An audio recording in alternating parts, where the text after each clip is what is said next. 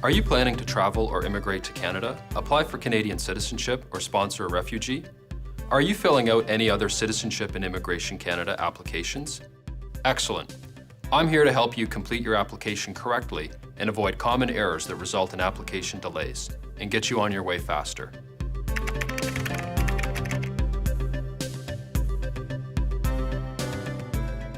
Hi, my name is David, and I work for Citizenship and Immigration Canada, or CIC. We get thousands of applications each year from people around the world. It seems that Canada is a popular place. What you may not know is that many applications we receive are incomplete. Sometimes, applicants don't fill out their applications in full, or they send applications that are missing some of the documents we need. Others forget to sign their forms. In all of these cases, we have to return the applications without processing them. Unfortunately, this means that valuable time is lost while applicants resubmit their applications to us and wait for them to be processed. I'm here to help you save time and worries. Watch carefully as I walk you through the most common mistakes that applicants make. Feel free to pause the video at any time to check your form and materials. Press play again when you're ready to continue. And don't forget, the Video Center on our website has other useful tutorials to help you complete your application, so be sure to take a look. Let's start with filling out your application. All of our applications are available online. The best way to fill out your form is on your computer. It's easier to read and process. Some forms include a Validate button at the top or bottom of the page. If your form has this feature, make sure to click the button once you've completed the form. This will tell you if you've filled out all sections. If you haven't, it will highlight incomplete sections of the form in red. When you are working with our online or PDF forms, remember that you can stop and save your work at any time. This makes it easy for you to locate documents or research your answers. You can return to your application later to finish it. Here's a real problem area. Often, we find that people skip questions or leave them blank. Be sure to answer all the questions on your form. Do not leave any empty question boxes or blanks. If the question does not apply to you, simply write NA, meaning not applicable. The lesson here, send us a complete application. Answer all the questions. It is also important to be clear with your answers to avoid confusion during processing. Sometimes, we receive applications that are hard to read or difficult to understand. If CIC staff do not understand or cannot read an answer, the application will be returned. The applicant has to fix the problem and resubmit the forms to us to be processed. Filling out your application on a computer is always the best approach. Answers are easier to read, which makes applications easier to process. Another tip, answer all questions completely. In other words, give us the facts. Sometimes people give vague or irrelevant answers. Try to avoid this by giving us complete and detailed answers. For example, if a question requests your address in Canada, do not simply write Canada.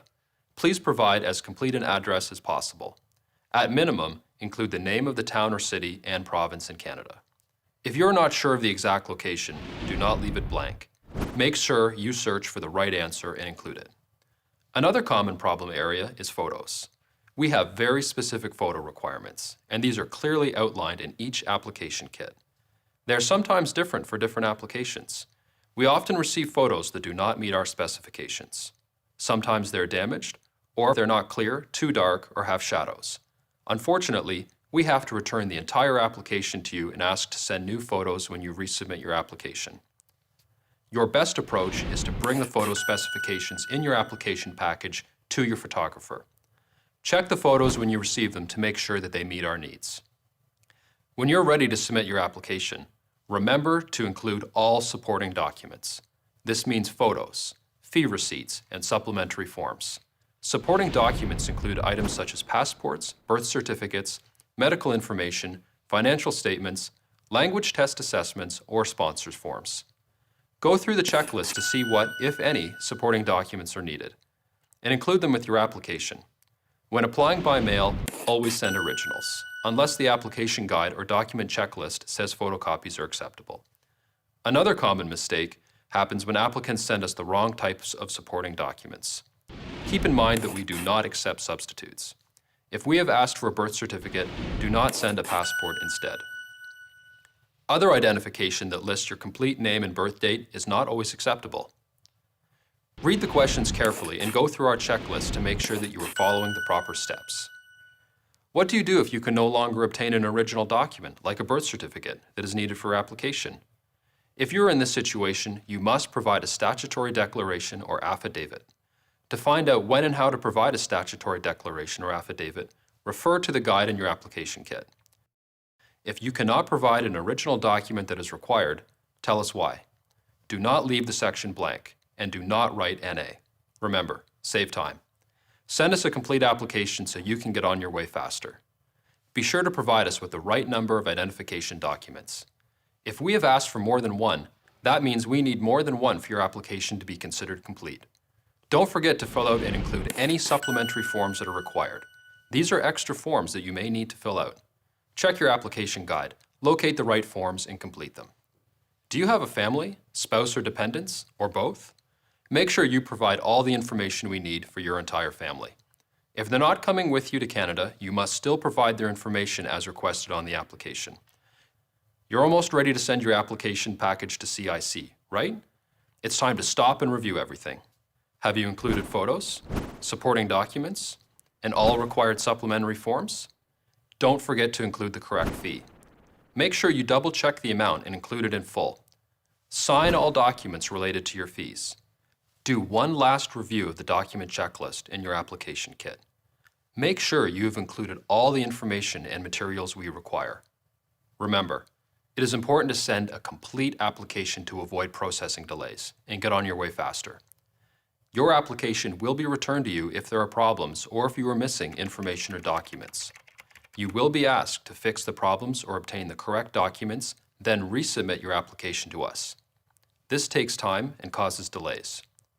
If you need to provide extra information to support your application, you may include a note with your application package. The note should be provided on a separate piece of paper and should include additional details you want to give to CIC. However, do not provide documents that we have not requested. Finally, remember to sign and date your application. We need your signature and the date for your application to be considered complete and valid. Depending on the form you're filling out, you may need to sign in more than one place. Be sure to read the application and guide carefully. You'll find all application guides and checklists on our website at www.immigration.gc.ca/guides. Be sure to use them. If you're like most people, you probably don't like delays. My best advice? Skip the frustrating step of having an incomplete application returned to you. Save time. Send us a complete application.